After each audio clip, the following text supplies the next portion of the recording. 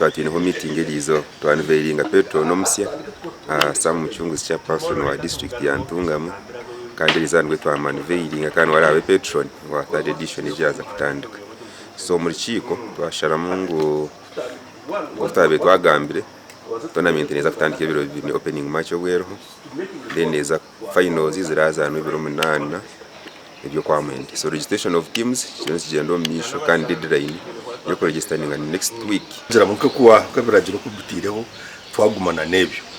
kana nabwo naba patron wanyu really ninza kumishinga fuwa mtu agendera amateka genyine ugakugenda. I accept kandi nintsiga ngo ntuzakorebeka ngo we want to change the game and we need to take it to another level, and I hope tunga na ankore tournament neza kujya kuba one of the best